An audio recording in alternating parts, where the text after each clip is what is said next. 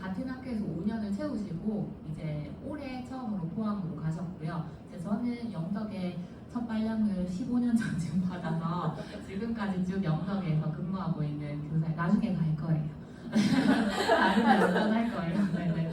그래서 지금 이제 직분초등학교에서 작년에 아이들하고 이제 환경 문제에 대해서 조금 문제 인식을 조금 많이 시켜서 프로젝트를 7개 정도 진행을 했었거든요. 그래서 선생님들 모두 각 반에서 지금 학생 생성 교육 과정 때문에 프로젝트 학습법을 적용하셔서 이제 여러 가지 방법을 활용하셔서 아이들하고 다 각자의 생성 교육 과정을 운영하고 있으시리라고 생각이 됩니다. 그래서 저희는 환경을 주제로 했기 때문에 프로젝트 하나하나가 다 환경과 관련된 주제들이었고요. 그 중에서 오늘 저희가 프로젝트를 시작하게 된 전체적인 그 과정에 대해서 한번 설명을 드리고, 그 중간에 그 프로젝트 시작할 때 주도성 때문에 학습자가 좀 주도하는 프로젝트를 조금 만들기 위해서 질문이 있는 수업을 좀 어떻게 적용했는지 그런 얘기를 조금 드리고, 그리고 선생님들한테 저희가 운영했던 사례 중에서 대표적인 4가지 사례만 좀 설명을 드리려고 하거든요. 중간에 10분 정도 쉬는 시간을 갖고 앞에는 전체적인 설명, 뒤에는 이제 사례에 대한 설명으로 이렇게 진행하도록 하겠습니다. 네, 그러면 먼저 선생님께서 이제 조금 환경에 대해서 전문가세요. 지금 한국교원대학교 환경교육과의 석사 과정으로 지금 가 계시거든요. 네, 그래서 선생님이 환경 퀴즈를 먼저 내도록 하겠습니다. 네, 이윤아 선생님께서 설명을 다 해주셔서 제가 일단 먼저 가볍게 환경 지식 퀴즈를 선생님께 내드리려고 해요. 선생님 혹시 이 강의를 신청하셔서 오신 건가요? 그래서 평소에 그러면 좀 그래도 뭔가 환경에는 약간의 관심이 있다고 생각을 하고 제가 강의를 좀 하겠습니다. 문제 어렵지 않나요? 문제를 맞추면 소로마를 맛있는 감량갱을 선물로 드리겠습니다. 첫 번째, 이 문제는 정말 쉽죠? 세계 환경의 날은 언제인지 아시죠, 선생님? 그냥 자유롭게 말씀해주세요. 3번. 3번, 네. 정답입니다. 3번은 제 생일입니다. 네, 6월 5일이 세계 환경의 날로 이제 매년 정해져서 환경과 관련된 다양한 행사들을 진행하죠. 4번 7월 24일은 제 생일이었습니다. 그냥 넣었어요. 그 다음 두 번째 퀴즈입니다. 자, 다음 중 멸종위기 야생식물 1급으로 지정된 동물은인데요. 이 4개의 생물 모두가 멸종위기에 처해있긴 있어요. 근데 이 급이 나눠져 있거든요. 1급, 2급. 1급이면 조금 더 멸종위기 정도가 빨리 진행되고 있는 동물이에요. 이 중에 뭐가 1급 친구일까요? 찍으셔도 됩니다. 정답이세요? 와, 정답 감량갱 또 드리겠습니다. 네. 정답은 수달입니다. 다른 큰 바다 사자나 사기나 토끼, 박쥐는 2급 동물이에요. 1급은 현재 수달입니다. 모르시면 찍으셔도 돼요.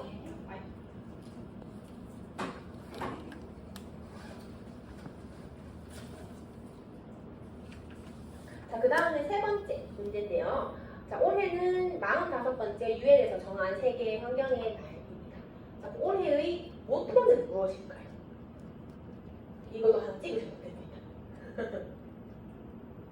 뭘까요? 찍으셔도 괜찮아요. 올해의 모토. 어떤 거는 이제 옛날에 지나갔던 모토들이니까. 4번. 오!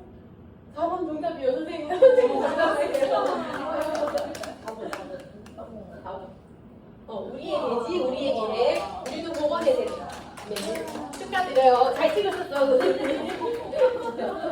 그래서 다른 것들은 이제 뭐 작년, 재작년, 이전에 있었던 모토고, 올해는 이제 이 유엔 세계 환경의 날을 사우디아라비아 나라에서 주최하는데, 올해의 모토는 이걸로 정해졌습니다. 그리고 또 2025년에는 또 한국에서 이 세계 환경의 날을 또 주최한다고 해요. 그래서 관심을. 왜 녹아요? 왜 녹아요? 집이 왜 녹아요? 그것도 궁금하겠죠. 북극곰이 집이 있어요.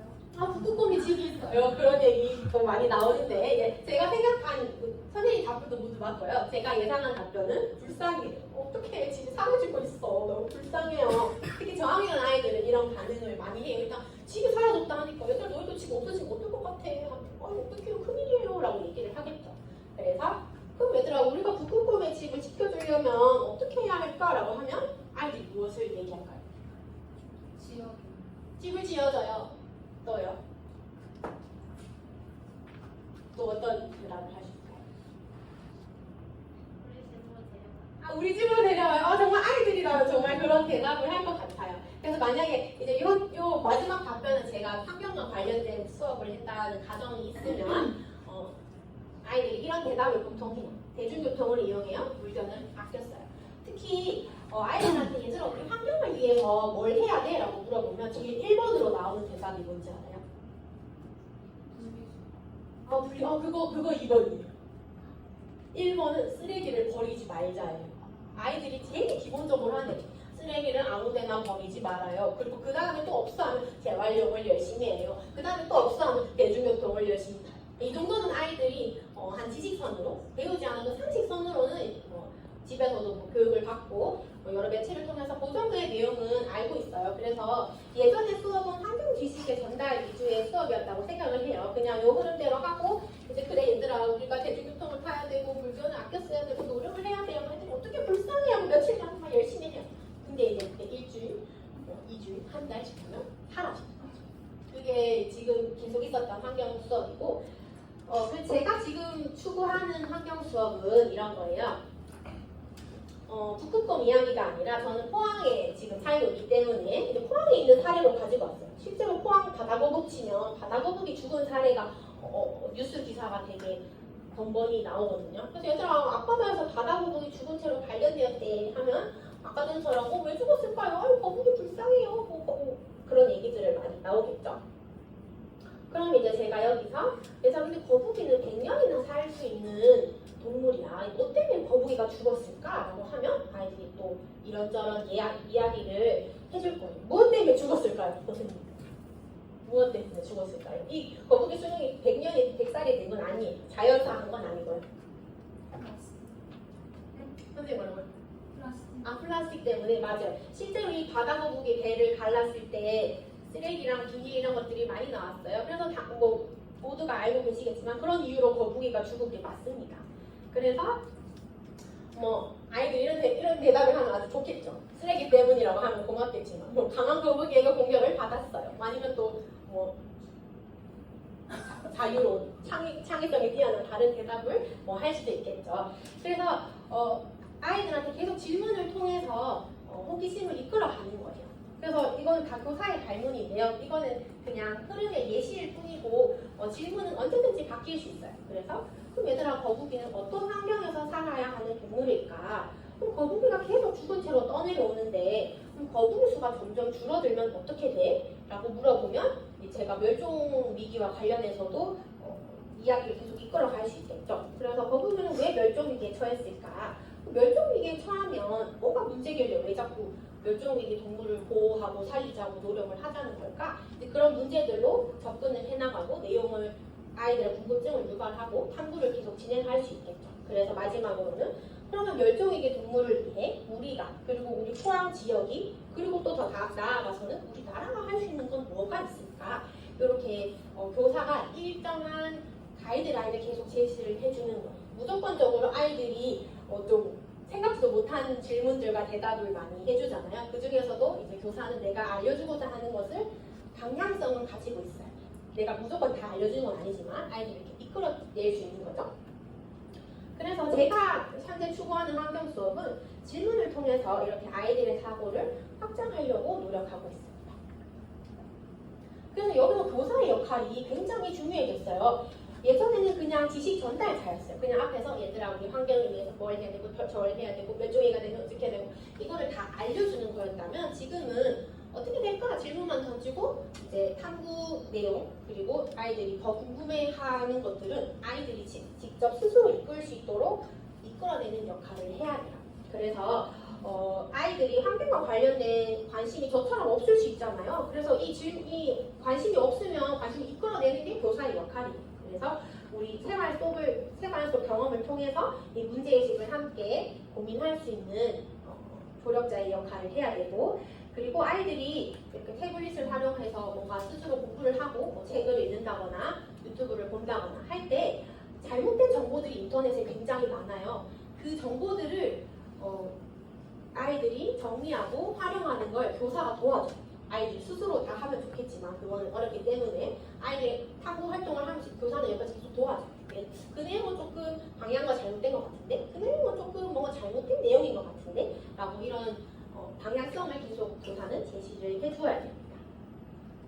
그래서 교사의 역할이 지식 전달자에서 이제는 촉진자, 중재자, 협력자의 역할로 바뀌고 있어요. 그래서 저는 굉장히 어려워요. 학생 생성 교육 과정도 그렇고 프로젝트 수업도 그렇고 교사가 어디까지 도대체 기획을 해야 할까 하는 고민이 있었어요. 왜냐면 계속 학습자 주도학습, 학생이 다 하게 해, 자기 주도학습 이런 것들 계속 강조하는데 우리 애들 야 이거 해봐 하면 못하는 아이들이 많거든요. 실제로 교실에 가면. 그래서 교사가 어디까지 도와주고 어디까지 이끌어줘야 될까라는 고민을 굉장히 많이 하게 되는 게 요즘 교사의 역할인 것 같습니다.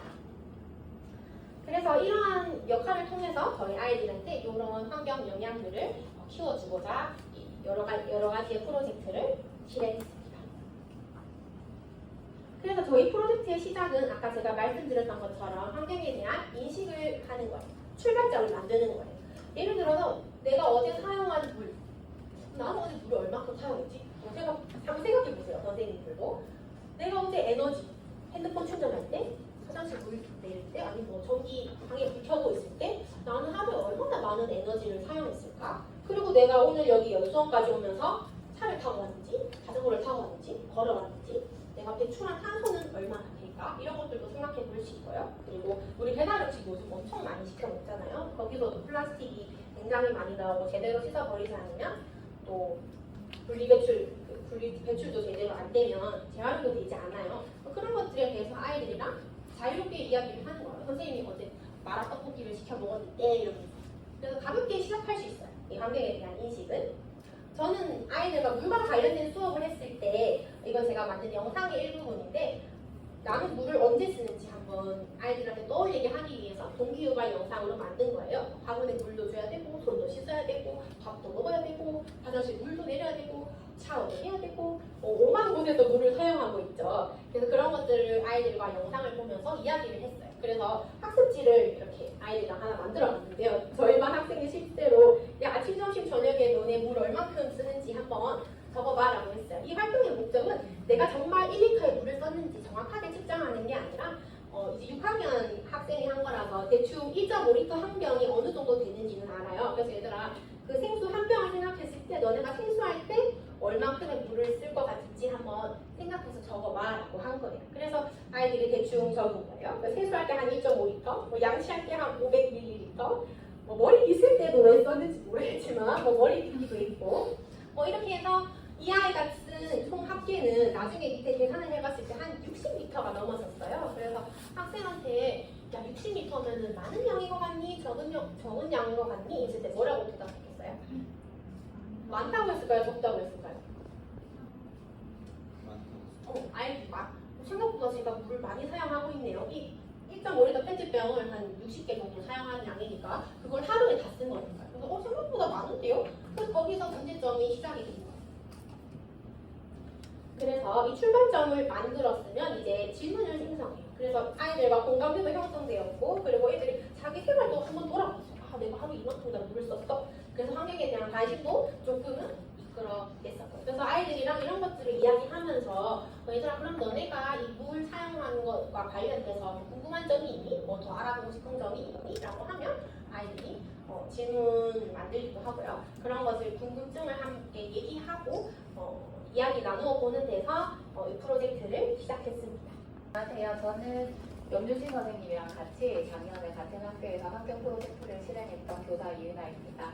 네, 지금까지 환경 프로젝트가 어떻게 시작되고 있는지 과정에 대해서 조금 얘기를 하고 있는데요. 선생님께서 뭐 아까 전에 사실 독극검이 살고 있는 집이 녹고 있어요. 이런 동화책이 있었잖아요. 그렇죠? 이런 스타트를 할 때 아이들한테 사실 호기심이 생기게 해야 돼요. 강제로 선생님이 주입해서 오늘 이걸 배워볼 거야. 그러면 사실 능동적인 학습자 태도를 갖지 못하겠죠.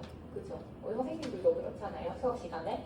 내가 선생님이 지금의 수업은 그렇습니다. 지금 학교 현장에서는 초등학교 교실에서는 성취 기준이라는 게 있고요. 국가에서 마련해주는 성취 기준이라는 게 있고 그 성취 기준을 도달시켜주기 위해서 보조 교과서가 마련이 되어 있어요. 그래서 선생님들은 교과서에 나와 있는 학습 목표를 40분 단위 시간 안에 학생들이 달성할 수 있도록 여러 가지 교수학습 방법을 활용하셔서 학생들이 학습 목표를 잘 도달할 수 있도록 도와주는 역할을 하고 계시잖아요. 그렇죠? 이제 그런 것보다는 이제 학생들이 배우고 싶은 게 뭔지 스스로 한번 찾아보고 그 다음에 그 배우고 싶은 거를 해결하기 위해서 내 스스로 계획해서 그럼 어떤 거를 조금 조사하거나 아니면 다 방법을 찾아보거나 아니면 뭐 놀이를 만들어 보거나 하는 그런 형태로 이제 수업이 전환되고 있어요. 그래서 옛날에 여러분이 받았던 초등학교, 중학교, 고등학교, 중고등학교는 사실 제가 친한 중등 선생님들한테 여쭤보니까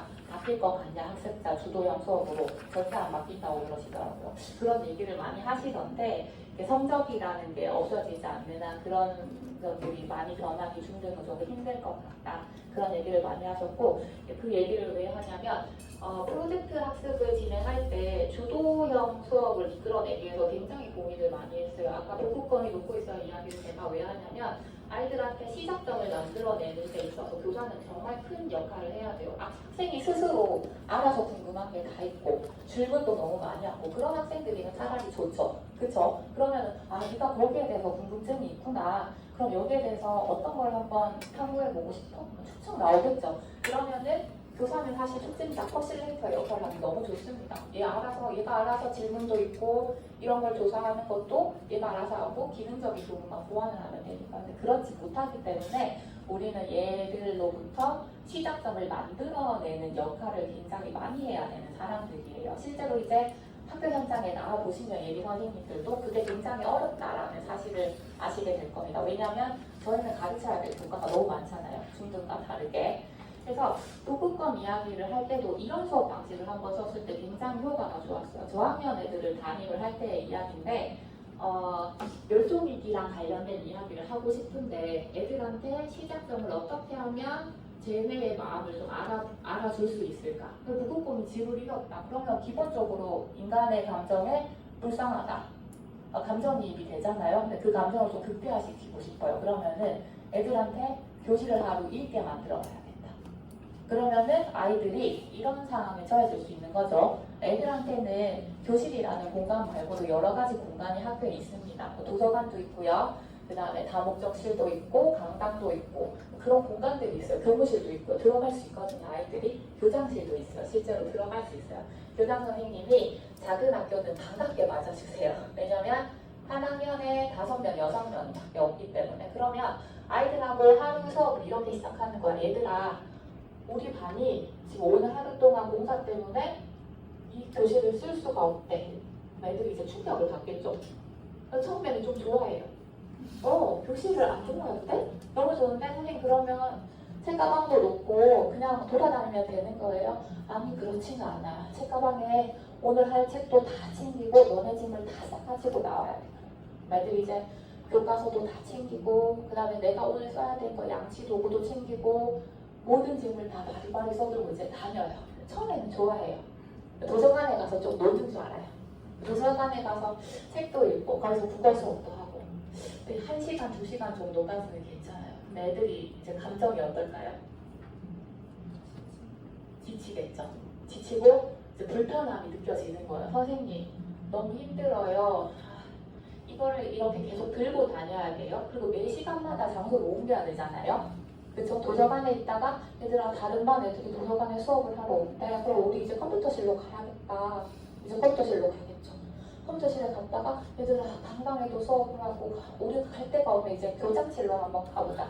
그럼 이제 교장실에 가서 교장 선생님하고 얘기도 하고 이렇게 하루를 다니고 나면 아이들이 사실 내가 살았던 터전이잖아요. 교실이. 그걸 하루 정도 읽고 나면 감정이 다릅니다. 그러면은 우리가 하고 있는 이 프로젝트의 시작점이 다 만들어지는 거예요. 이미 내가 먼저 겪었기 때문에. 그러면 얘들아 만약에 지구온난화가 돼서 지구가 많이 뜨거워졌어. 그래서 이렇게 북극곰들이 빙하가 다 녹아서 살 곳이 없어졌어. 그러면 어떨 것 같아요? 그러면 자기 감정이입을 강하게 할 수밖에 없어요.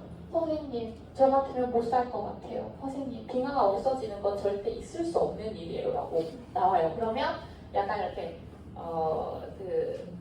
러시아의 그 기후운동가 아기 아나요? 모르시나요? 그러니까 기후운동에 대해서 굉장히 적극적으로 활동하고 있는 지금 소녀가 있는데, 지금 이제 중학생분도 된 것 같은데, 그 외에 거의 버금가는 수준의 아이들이 목소리와 태도를 가지고 임하게 되거든요. 그래서 제가 이 얘기를 드리는 이유가 뭔지 선생님 조금 아시겠죠? 그래서 시작점을 만든다는 건 굉장히 중요한 일이에요. 교사로서. 그래서 우리가 환경 프로젝트를 실행을 할 때도 굉장히 신경을 많이 쓴 것 중에 하나는 학습자가 주도성을 가지게 하는 데 초점을 되게 많이 줬어요. 왜냐면 환경 문제를 이제 너무 많이 알고 있어요. 이미 다 겪었거든요, 애들은. 코로나도 실제로 다 겪어봤어요. 그리고 미세먼지도 겪어봤어요. 심지어 저는 초등학생 때 겪어보지 못했던 미세먼지도 실제 경험했고, 쉬는 시간에 선생님 3학년 때까지는 운동장에 나가서 놀았는데 왜 나갈 수 없는 거죠? 역시 코로나도 엔데믹이에요. 끝이 났어요. 그런데 저희는 뉴스를 보니까 스쿨버스 탈 때만 마스크를 써도 된대요라고 또 바뀌었었잖아요. 그런데 선생님 왜 오늘 바깥에 나가서 거북이 마라톤을 할 때 학교 행사입니다. 나갈 때 왜 마스크를 써야 됩니까? 코로나도 끝나는데. 얘들아, 미세먼지 때문에 그래. 그럼 이제 애들 이제 미세먼지에 대해서 불편함이 엄청나게 커지겠죠. 그렇죠? 그러니까 그런 하나하나의 순간들에 대해서 애들이 경험하고 있는 문제가 너무 많기 때문에 환경 문제는 선생님들이 어떻게 보면 시작점을 만들기가 굉장히 좋은 문제예요. 그러니까 저희 지풍초등학교 학생들 같은 경우에는 이제 사실 환경은 너무나 환경의 문제인지보다는 둘러싸이는 환경 감수성적인 측면에서는 도시 아이들보다 훨씬 우월한 환경에 놓여 있었습니다. 자연의 동식물도 너무나 많았고요. 그리고 아직 훼손되지 않은 자연환경이 많았기 때문에. 그런데 그 아이들한테 있어서 굳이 문제점은 인식이 조금 부족했다는 것밖에 없거든요. 그래서 어쨌든 그런 아이들을 데리고도 인식하는 부분에 있어서 조금 노력을 조금 많이 기울였어요. 그래서 제가 지금부터 드릴 이야기는 질문을 만드는 거예요. 그래서 아까 시작점 이야기를 했는데 시작점을 만들 때 그 시작점을 경험으로 나누셔도 되고 아니면 이렇게 질문으로 끌고 오셔도 괜찮거든요. 그래서 뭐 교실을 실제로 읽게 한다든지 조금 극단적인 경험을 한다든지 아니면 미세먼지로 인해서 불편했던 경험을 같이 얘기 나눈다든지 그런 것도 괜찮지만 호기심이 일만한 그 교사의 안내된 질문, 가이딩 질문이라고 합니다. 그런 가이딩 질문을 잘 던지는 걸로도 아이들이 쉽게 시작점을 만들 수 있어요. 그래서 제가 지금부터 이제 질문의 3가지 종류를 잠깐 얘기를 드리고 이제 그 3가지 질문을 선생님들하고 한번 실제로 만들어보는 그런 실습 시간도 조금 가지려고 그래요. 당연 주제는 환경에 대해서입니다. 그렇지만 모든 교과에 적용이 가능해요. 요즘은 질문이 있는 수업 때문에 모든 교과에서 그리고 전국적으로 다 질문이 있는 교실이 다 화두거든요. 그래서 탐구 질문을 이끌어내는 방법을 조금 이야기를 하려고 합니다. 보통 탐구 질문이라고 일컫는 이 3가지가 첫 번째는 사실적 질문, 두 번째는 개념적 질문, 세 번째는 논쟁적 질문, 토론적 질문이라고 합니다. 좀 원론적인 얘기라서 재미가 없으시죠? 그렇죠? 사실적 질문은 거기 적혀있는 글자 그대로 사실을 바탕으로 만드는 질문이에요. 내가 뭔가 텍스트를 읽었다거나 아니면 이미 알고 있는 사실을 바탕으로 질문을 만드는 거기 때문에 답이 대부분 다 정해져 있어요. 그래서 증거를 기반으로 했을 때 아이들이 답을 금방 할 수 있는 그런 질문들이 해당이 됩니다. 뭐 예를 들자면 환경과 관련된 질문을 굳이 만들자면 사실적 질문은 요즘 너무 더워. 오늘도 너무 더워. 계절이 없어지고 있는 것 같다. 그러면 날씨가 왜 이렇게 더워질까? 날씨가 왜 이렇게 더워질까에 대한 답변을 아이들이 조금만 쉽게 생각해도 답을 금방 찾을 수 있죠. 그래서 그런 조금 1차원 수준의 답변이 가능한 질문을 사실적 질문이라고 합니다. 그리고 두 번째로는 개념적 질문인데요. 개념적 질문은 개념이라는 말에서 느껴지듯이 그러니까 개념에 대한 이해를 바탕으로 개념과 개념에 대한 완벽한 이해를 바탕으로 내가 좀 적용해 볼 수 있고 분석했을 때 이 관계를 추론할 수 있는 그런 질문이에요. 그래서 조금 바로 생각해서 답을 떠올리기는 좀 힘든 질문을 의미합니다. 예를 들어서 기후위기가 온다면 기후 위기에 대한 개념이 있겠죠, 아이한테. 기후 위기가 왔을 때 우리 삶에, 인간의 삶에는 어떤 영향을 끼치게 될까? 바로 답을 하기에는 조금 생각을 해봐야겠죠, 그렇죠? 기후 위기라는 게 어떤 개념인지도 알아야 되고, 인간의 삶이 그동안 누렸던 게 어떻게 변화될까? 아이들이 상상력도 좀 펼쳐봐야 됩니다. 그래서 알고 있는 개념과 개념의 관계를 조금 따지고 봐야 되는 그런 질문을 개념적 질문이라고 하고요. 또 마지막으로는 이제 토론적 질문인데요. 요거는 이제 학생들이 자기가 뭔가에 대해서 굉장히 많은 개념도 다 습득을 하고 사실적인 관계도 다 파악을 했어요. 그랬을 때 이제 마지막으로는 자기의 의견을 표현할 수 있는 그런 질문에 해당이 됩니다. 뭐 예를 들었을 때 기후위기가 왔어요. 그러면 전 세계 사람들은 어느 정도의 노력을 기울여야 될까? 그럼 이제 사람마다 생각이 조금씩 다를 수 있겠죠. 그렇죠? 나라별로 또 생각이 다를 수 있고 이런 것들을 이제 탐구 질문이라고 하는데요. 그래서 탐구 질문을 만들어내주는 거를 통해서 아이들이 이런 질문을 만드는 연습을 많이 하면 나중에 무언가를 봤을 때 질문을 만드는 습관이 조금 생기거든요. 그래서 이 질문을 만들어내고 교사는 그 질문에 대해서 네가 만든 질문이 지금 좀 좋은 질문인지 아닌지 이런 것들을 좀 가이딩을 해주는 거죠. 그 교사가 쪽진자로서. 그래서 그렇게 협력을 해주면서 질문에 대한 답을 찾아가는 과정에서 우리는 주도성을 좀 기를 수 있습니다. 왜냐하면 교사가 질문을 던지잖아요. 교실에서.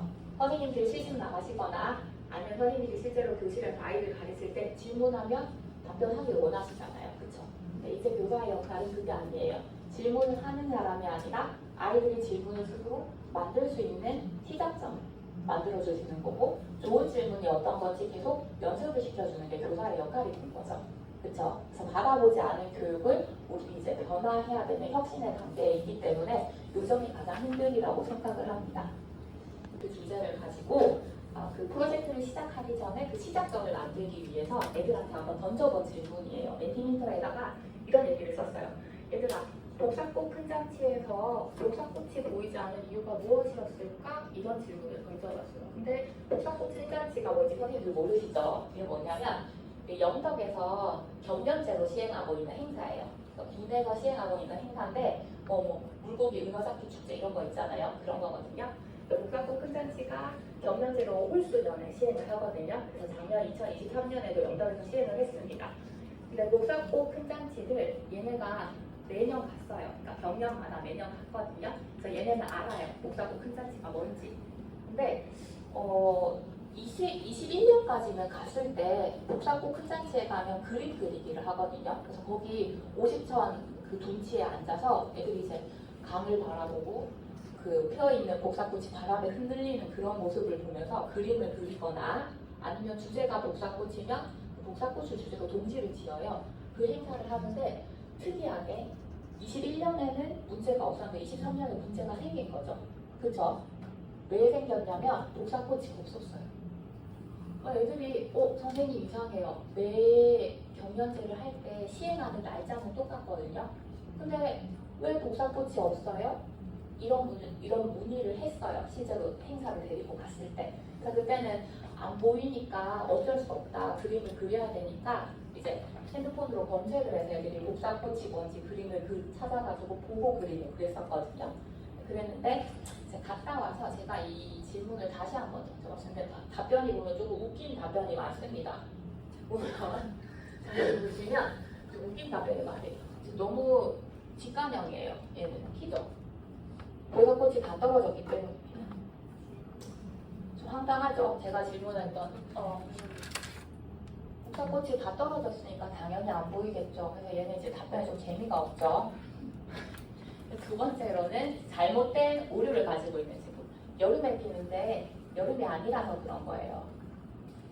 여름에 꽃이 피면은 여름에 복숭아가 나올 수 없죠. 그렇죠? 꽃이 져야 열매를 맺는데 잘못된 오개념을 가지고 있는 친구고 그 다음에 어른의 의도를 간파한 친구가 있었어요. 선생님, 복사꽃이 떨어진 이유는 복사꽃을 상상해서 그리라고 다 떨어뜨릴 겁니다. 이렇게 이런 답변을 낸 친구들이 많아요. 선생님, 아이에게 창의성을 키워주기 위해서 어른들은 복사꽃을 다 없앴어요. 이런 답변도 나왔어요. 좀 황당하죠, 그렇죠? 이런 답변을 나왔는데 이제 살짝 애들이 이 멘티미터 답변을 쓰면 즉시 다 보이거든요. 같이 답변이. 그럼 이제 자기들이 생각했을 때 웃기잖아요. 야, 복사꽃이 여름에 펴, 봄에 피는 거야? 이런 얘기를 하니까 그래? 그럼 뭐지? 왜 그렇지? 야, 다 떨어졌으니까 안 보이는 거지. 그런 얘기도 하고 그러다가 누가 이런 답변을 썼어요. 환경오염 때문에 없어진 것 같아. 그런 얘기를 하다가 이 친구가 이제 답을 가지고 왔죠. 지구온난화 때문에 계절들의 기후변화가 되어서일 것 같아요. 그래서 이 말이 정확한 문장은 아니에요. 계절들의 기후변화가 되어서라는 게 아니라 얘의 의도는 계절이 뭔가 변화되고 있는 것 같아요. 그런 의도예요. 그러니까 실제로 우리가 봄, 가을이 없어지고 있잖아요. 그렇죠? 여름 엄청 더운 여름이 지속되고 추운 겨울이 좀 많이 지속돼서 간절기가 거의 없어지고 있는데 얘들이 이제 이 질문을 선생님이 그냥 질문하고 답변을 하는 게 아니라 저는 질문을 얘네가 실제로 경험했던 질문을 던진 거고 그리고 얘네는 이 질문에 대한 답을 찾아가면서 재밌었어요. 굉장히. 그래서 재밌게 참여했겠죠. 당연히. 자기들이 생각해도 선생님이 답은 안 알려주는데 조금 웃겨. 자기들이 생각해도 답변들이. 그래서 이런 답변들을 찾아가면서 이 복사꽃이 다 떨어진 이유가 환경 문제랑 관련이 있구나라고 깨달은 거예요. 그러면은 이제 환경으로 자연스럽게 사고가 확장이 되겠죠. 그렇죠? 그래서 내가 가봤던 복사꽃 축제의 복사꽃이 환경 문제랑 관련이 있었구나라고 이제 시작점이 만들어지는 겁니다. 그렇게 되면은 아이들이 복사꽃이 떨어진 이유를 지구온난화랑 이제 연결해서 자기들끼리 이야기를 나눌 수 있는 거예요. 그러면 저는 프로젝트 시작점이 이제 완성이 된 거죠. 그렇죠? 그래서 그거를 바탕으로 이제 아이들이 그 이후에 그러면 너희가 이제 궁금한 거를 한번 질문으로 적어봐 라고 포스트잇을 줬어요. 그랬더니 이제 이런 질문들이 나오기 시작해요. 선생님 그러면 지구가 원래 온도로 회복하려면 얼마나 걸릴까요? 제가 어른이 되어도 이런 현상이 지속이 될까요? 이런 질문들이 나오게 되는 거죠. 그렇죠? 그래서 여기에서 제가 이제 아이들에게 질문을 2-3가지씩 써보라고 했고 이 질문들을 적어본 아이들에게 그러면은 모든 별로 같이 이제 그 질문을 한번 모아보자. 포스트잇이 막 모이겠죠. 그쵸? 모이고 거기에서 비슷한 탐구 질문을 한 친구들끼리도 분류를 합니다.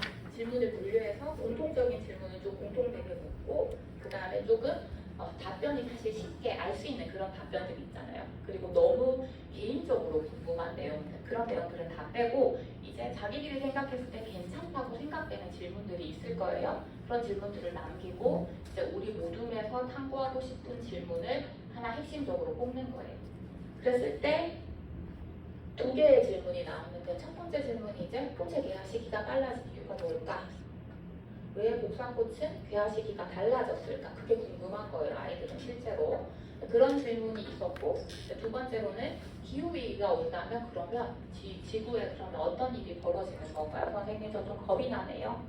꽃이 피는 시기도 막 바뀌고 바다에서 물고기가 잡히는 종류도 막 바뀌고 그렇잖아요.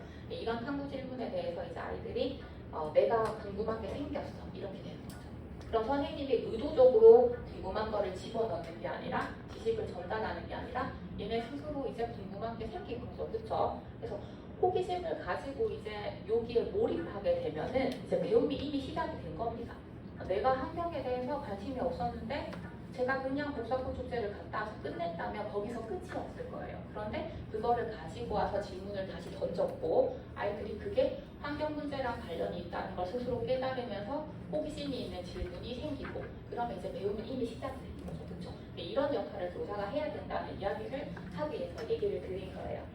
그래서 지금까지는 제가 작년에 했던 그 프로젝트에서 교사가 안내됐던 질문, 안내하고자 던졌던 호기심 질문, 그리고 아이들이 실제로 적어봤던 질문들, 또 거기에서 탐구 질문으로 뭘 뽑았는지 그 과정에 대해서 설명을 전체적으로 드렸고요.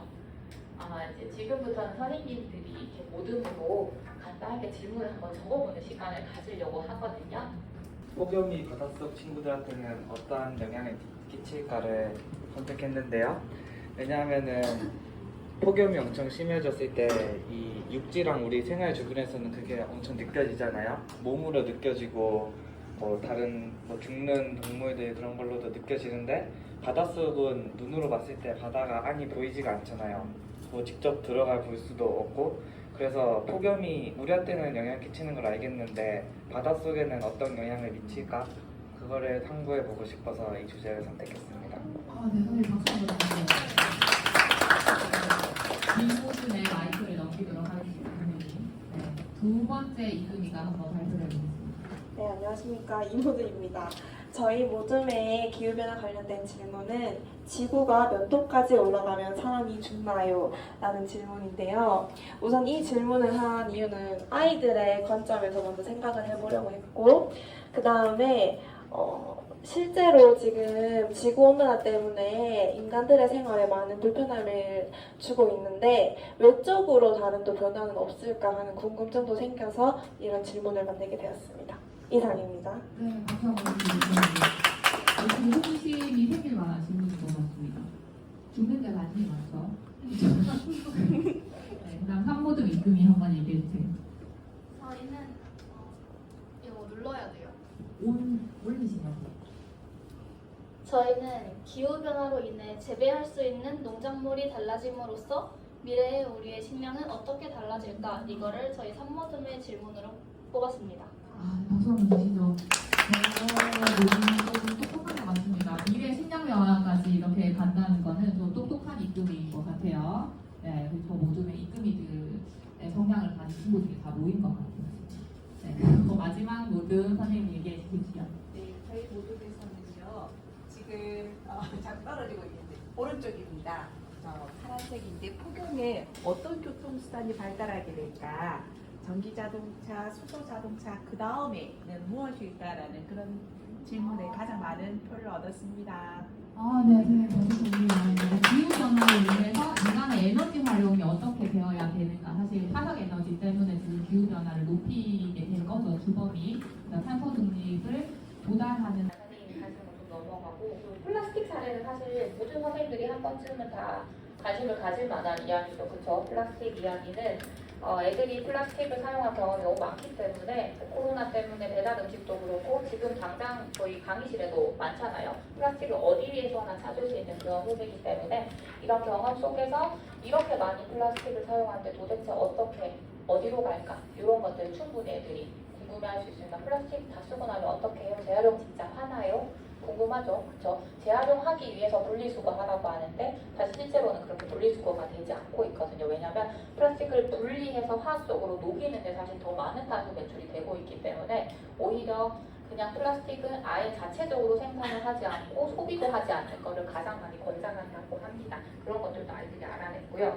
요거는 이제 모든 교실에서 선생님이 한 번쯤 사실 그 활용해 보셨을 만한 그림책이거든요.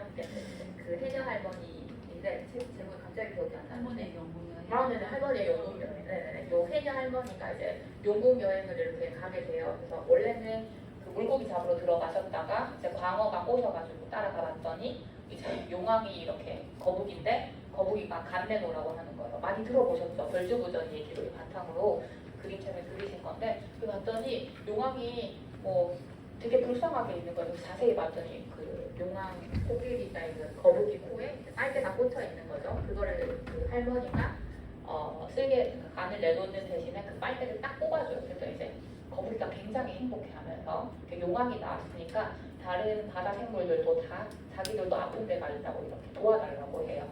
그런 이야기를 가지고 왔고 그 이야기를 가지고 선생님 근데 실제로 바다 거북이에 빨대 낀 거 유튜브에서 다 봤어요. 모르는 애들이 사실 없거든요. 초등학생들.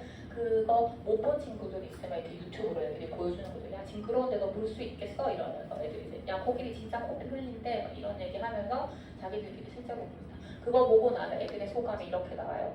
그 사람이 문제라는 게 애들 입에서 나와요.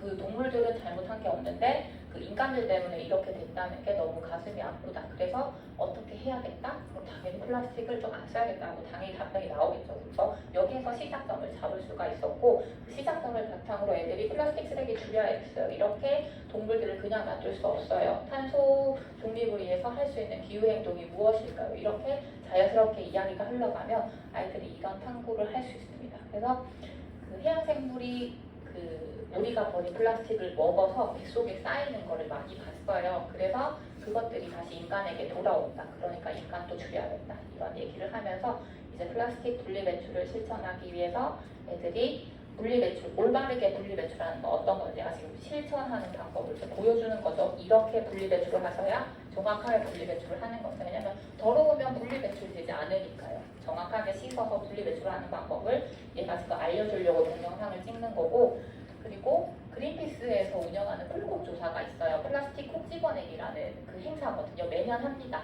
매년 하는데 내가 일주일 동안 우리 집에서 배출하는 플라스틱 양을 내가 한번 체감을 해보는 게 목적이에요. 이렇게 집에서도 많은 플라스틱이 배출되고 있구나. 그럼 줄여야겠지. 문제의식을 일깨워주는 거거든요. 그래서 집에서 이제 엄마가 열심히 버리는 거, 이제 상자에다가 모으는 거죠. 열심히 모아가면서 인증샷을 찍고, 오늘은 백산수가 집에서 4개 나왔다. 그 다음에 오늘은 엄마가 커피를 가지고 올 때 여기서 담아서 왔다. 그 다음에 방울토마토를 뭐해서 쌓았다. 이런 것들 다 기록을 하는 거예요. 그렇게 해서 미션을 일주일 동안 참여하면 선물도 주고, 이런 활동도 한번 참여해보는 게 아이들한테 굉장히 뜻깊은 활동이었습니다. 애들이 거의 환경하면 거의 귀에 못이 박힐 정도로 들었는데 나중에 저희보다 더 했어요.